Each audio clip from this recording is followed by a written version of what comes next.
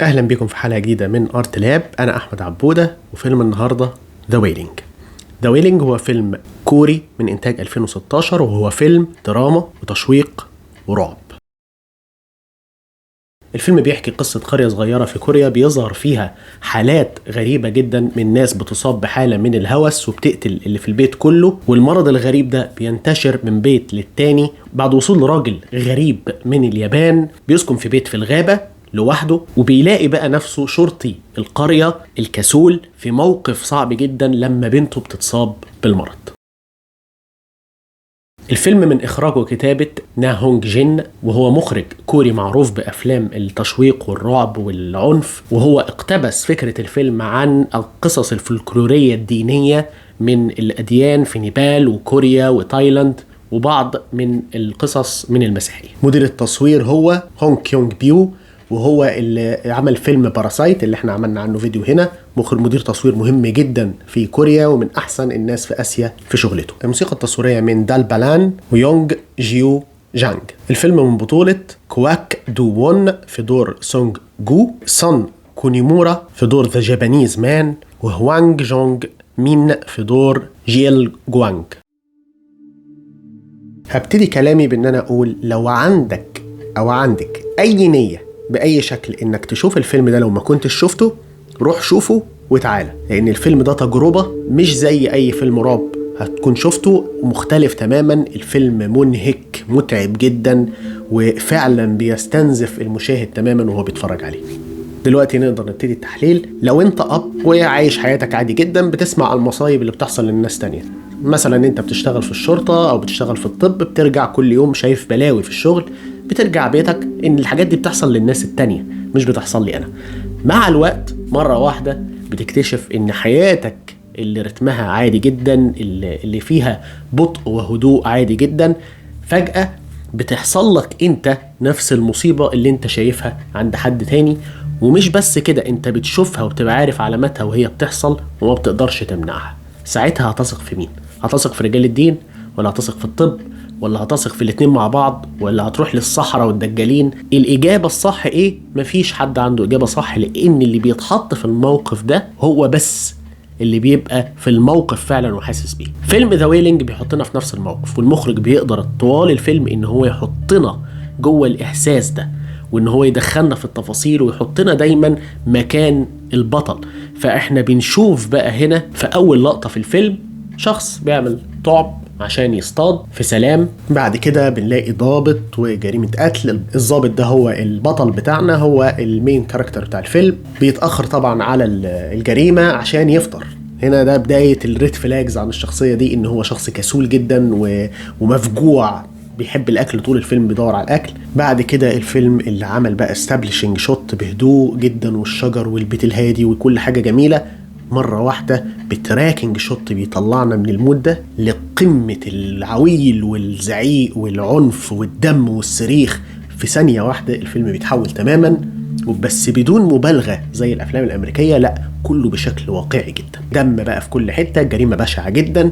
وطبعا الضباط بيقولوا ان هي جريمة شغف، يعني شخص اكتشف ان مراته بتخونه فراح قتلها بشكل عنيف جدا. جرائم الشغف غالبا بتبقى اعنف جرائم. بعد كده بنلاقي اول تعارف بقى مع الراجل الياباني. بنلاقي زميله في الشغل، 2 ضباط قاعدين مع بعض، وبيحكي له بقى، بيقول له ان الراجل الياباني في قصص حواليه انه بياكل الناس وبياكل الحيوانات وبيمشي في الغابة بالليل، زي شخص غريب في قرية صغيرة. طبعا بيطلع عليه كلام واشاعات وقصص. بعد كده بنشوفه بيجيله بقى كابوس عن الراجل الياباني ده وبيصحى منه. كل كابوس بيجيله احنا ما بنعرفش ده حصل بجد ولا ما بحصلش، عشان يشككنا في نفسنا. بعد كده بنلاقي جريمة تانية والراجل الياباني حاضر برضه. الفيلم هنا طبعا بياخد فكرة ان الضباط الكوريين، انا ما اعرفش ايه حكاية الضباط في كوريا، بس ما فيش فيلم كوري تقريبا فيه جريمة الا وبيطلع الضباط مالهمش اي لازمة وكلهم كسالة وما بيعملوش اي حاجة.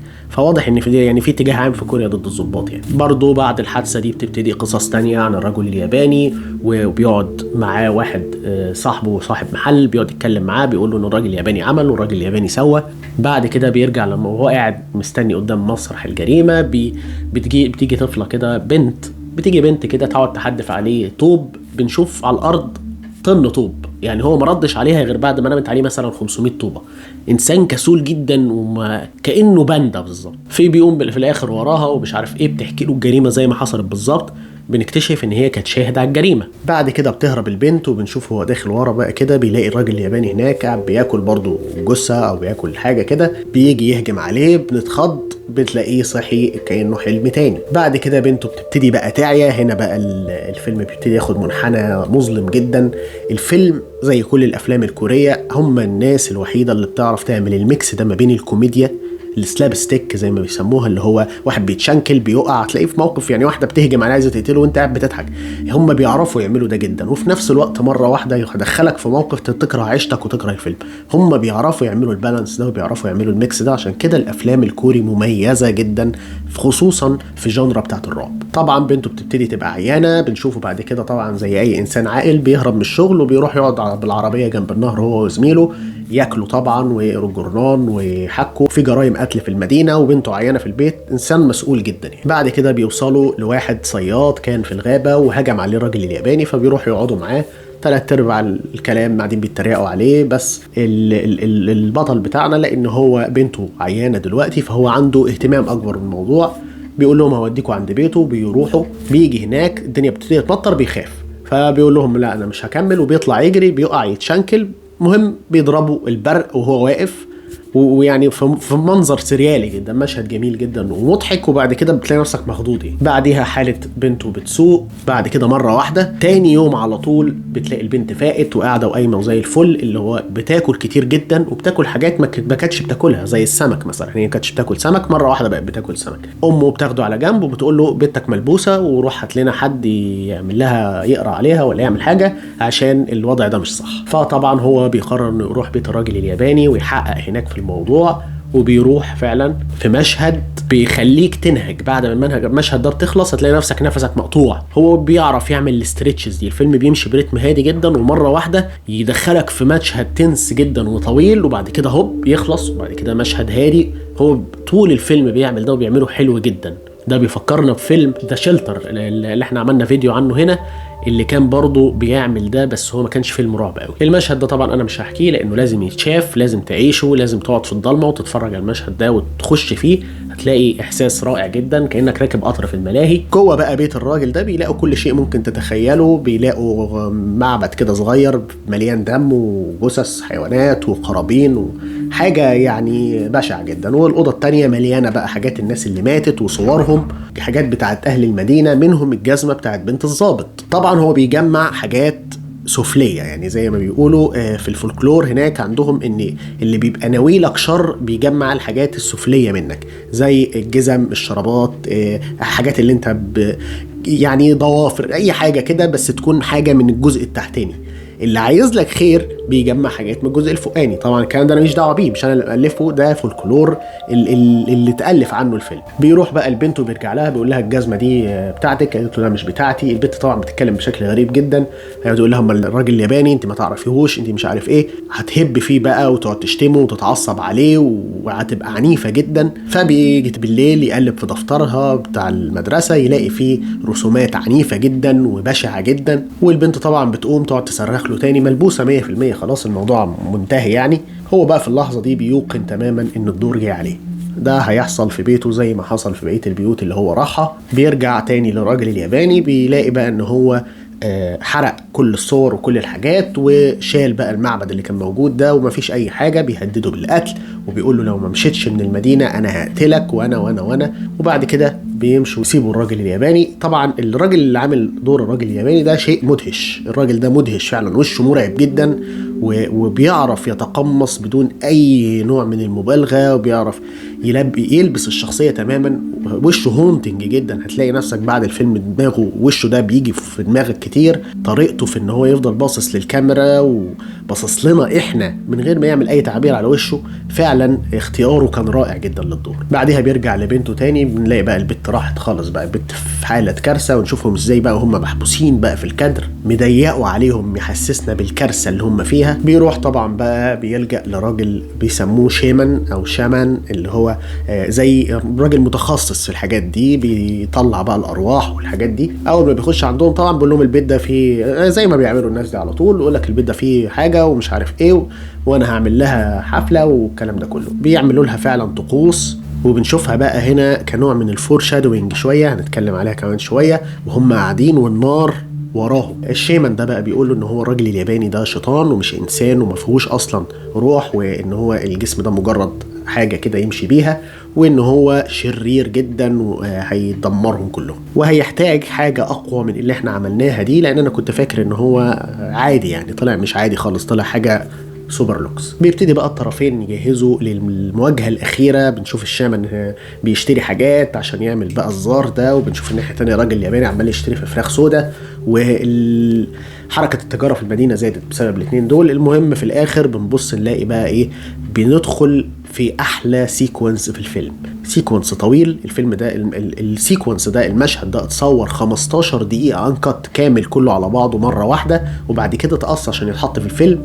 التنشن فيه عالي جدا، الايقاع بتاعه رائع، الموسيقى بتاخد قلبك، تلاقي ضربات قلبك بتزيد جدا. هم فعلا ابدعوا الفيلم كله، يعني ماشي على كتاف المشهد اللي جاي ده. المشهد طويل وستريسفول ورائع جدا، الالوان، الاضاءه، التمثيل، الزوايا، ما فيهوش، ما بيدخرش اي مجهود عشان يطلع كل حاجه عنده في اللقطه دي. طبعا الموضوع بيفشل لان هو ما بيتحملش وبيطردهم كلهم وبيقول لهم البت بتضيع مني والكلام ده كله. بقى كده بيروح لقسيس في كنيسه، القسيس بيقول له انا مش مصدق الحاجات دي كلها، وخليك واثق في الطب وخليك مع الدكاتره وهم الدكاتره هيعالجوها. فهو طبعا زي اي راجل عاقل وزي اي واحد عنده مخ ب3 جنيه هيقرر ان هو يروح يقتل الراجل الياباني. فبياخد الرجاله، وكانهم بقى يعني هم كانوا يعني عايزين على الزقه، هم كلهم ما فيش حد فيهم بيمانع خالص. يلا نقتل الراجل الياباني، يلا نقتل الراجل الياباني. وبيروحوا كلهم بعربيه ربع نقل عشان يقتلوا الراجل الياباني. وهم هناك بيحصل بقى مطارده ومش عارف ايه، وفي الاخر بيموت. هو بيقع من على الجبل وهم ماشيين بالعربيه بيدوسوا عليه، حاجه غريبه جدا. مشهد برضه من المشاهد الغريبه في الفيلم. والبنت فجاه بتتحسن تماما الحمد لله، اكتشفنا السبب وهو ده الموضوع كله. بنلاقي بقى في التلفزيون خبر عن نوع معين من الفطر بيسبب حالات من الهلوسه وبيسبب الوفاه وبيسبب الناس تخش في حاله من الجنون العنيف. بتعدي كده في الخلفيه الموضوع ده، الكاميرا ما بتوقفش عنده كتير. بعد كده بتظهر بقى ست اللي لابسه ابيض دي، اللي هي نفس البنت اللي كانت شاهده على الجريمه هي حرفيا اسمها في الفيلم الست اللي لابسه ابيض، هي اسمها كده. فالمهم الشامن بيشوفها بيخاف منها جدا وبيقعد يرجع دم وبيهرب. بعد كده بقى بيكلم الضابط في التليفون ويقول له احنا غلطنا، الراجل الياباني ده كويس، والوحشه فعلا هي الست ام فستان ابيض، روح بسرعه دلوقتي الحق بيتك والكلام ده كله. فطبعا هو بيجري على البيت، هيلاقي الست البيضة هتقول له ان انا اللي كويسة وهم اللي وحشين، ولو دخلت بيتك دلوقتي عيلتك كلها هتموت وانت معاهم وهتخسر كل حاجة. هنا بقى هو الراجل في مفترق طرق، في موقف لا يحسد عليه تماما. هو اصلا غبي وهو اصلا كسول، ففجأة بيلاقي نفسه قراره مسؤول عن كل حاجة تحت دلوقتي ايديه. هو اما انه يصدق الشمن اللي هو هربان دلوقتي ويروح يهرب من الست البيضة ويخش بيته ويحمي مراته، وده الشبه منطقي اكتر، او ان هو يقرر انه يثق في الست اللي لابسه ابيض ويفضل واقف معاها، وبعد كده يبقى يروح البيت لما هي تسمح له ومحدش يموت. فهو مش عارف الراجل هيصدق مين. انت في اللحظه دي انت مش عارف تصدق مين، لان الفيلم دايما كل شويه يقلب الحاجه على قفاها، كل شويه يشقلب الموضوع، فما بتعرفش مين اللي صح ومين اللي غلط ومين الكويس ومين اللي وحش. السسبنس بقى هنا والاسترس بيضرب في 10، وبنلاقي بقى ايه تمثيله هنا رائع جدا. البطل بني ادم عادي جدا ومحطوط في موقف زي ده، هو بيمثلش، هو فعلا متقمص ده جدا وعامله حلو جدا. طبعا هو للاسف ما بيتحملش والاستعجال وبيجري على البيت، بيخش يلاقي بنته قتلتهم كلهم، وبعد كده بتقتله هو كمان وبتموت، والنهايه سواد في سواد. النهايه سيئه جدا لدرجه ان نهايه الافلام الرعب الامريكيه بالنسبه لها كرتون. في الافلام الكوريه مفيش حد بيكسب، كله بيخسر في الاخر. الامريكيه طبعا هتلاقي لا في الاخر يقتلوا الوحش ويعيشوا في تبات وامان وكله يبقى تمام، لكن هنا لا، الموضوع مش كده خالص. فيلم ذا ويلينج كل فكرة فيه اتعملت قبل كده في كذا فيلم تاني. في الفكره دي اتعملت هنا والفكره دي اتعملت هنا. هو الفيلم ده جمع كل الافكار دي وعمل عليها تويست وعملها صح، عملها بشكل يحترم، عملها بشكل فني. الفيلم كل العناصر فيه من مكياج وديكور وتمثيل واخراج وموسيقى متوظفه باحسن ما يكون ان هي تحطك في الاحداث وتدخلك جواها جدا وتسحبك جوه الفيلم. الفيلم بياخد وقته عشان يبني لنهايته وعشان يبني الاحداث بشكل صح جدا، والمخرج بيتلاعب بينا تماما طوال الفيلم. السبفيرت اكسبكتيشن، انت هتتوقع من الاول هو بيوريك فعلا ان الراجل الياباني وحش، بس انت بتفتكر انه ده احلام، بعد كده بتطلع دي مش احلام، ده يطلع ده حقيقه. طب خلاص عرفت ان الراجل الياباني وحش، نجيب بقى الشيمان عشان يحاربه، نجيب الشيمان يطلع الشيمان كمان وحش. تجيب بقى الست البيضة، طب هل هي الست البيضة كويسة ولا وحشة؟ انت مش عارف، انت طول الفيلم مش عارف المفروض تعمل ايه. طب هل هو في الاخر هل هو فعلا جن وسحر وكده، ولا هو الموضوع ان في فطر والناس دي شكلت منه واصيبوا كلهم بالجنون؟ مفيش اجابة، انت تايه زي بطل الفيلم بالظبط، انت معاه في نفس الموقف. عشان كده الفيلم ده فعلا فيلم حلو، اداء البطل رائع جدا ومميز وعلى قد المطلوب. اللحظة اللي بيفتح فيها الباب وهو بيدخل بيته انت مرعوب مستني الأسوأ، وهو زيه بالظبط، هو نفس الحكاية، هو كمان مستني الأسوأ. المخرج بيستخدم الفور شادوينج لما بنشوفهم في أول زار بيعملوا الشيمان وهم قاعدين والنار وراهم كلهم، فالمشهد ده فور شادوينج، زي توقع او هنت، بيديك اشاره للي هيحصل بعد كده، ان كل دول هيموتوا، كل دول النار هتاكلهم بمعنى صح. المعلومه اثناء الفيلم بتتقال كذا مره، بتتقال من كذا حد بيحكوا قدامنا كتير، بس احنا بنتوقع دايما ان في تويست بشكل ما، احنا اذكى من ده، احنا اذكى من ده، وهكذا. فطوال الفيلم انت مش فاهم انت رايح فين. انا اتفرجت على الفيلم ده مع 10 اشخاص، كل واحد فيهم توقع حاجه غير التانية. الفيلم ده هيفضل مع المشاهد بشكل شديد جدا بعد ما يخلصه، وهيفضل معلم في دماغك، لانه ببساطه هو قصه اب بيتحط قدام موقف ابسط اختيار فيه مسؤول عن حياه مش بس بنته، حياه بنته وامه ومراته وحياته هو شخصيا. لو حطيت نفسك مكانه اثناء الفيلم هتعرف يعني ايه رعب حقيقي. والاكيد برضو انك بعد الفيلم ده ما يخلص هتقوم بغصة في زورك، وهتقوم بحالة من الخضة والاجهاد العاطفي بسبب واقعية القصة، اللي حتى لو بدلنا السحر ده بمرض او باي حاجة تانية هتعرف يعني ايه رعب.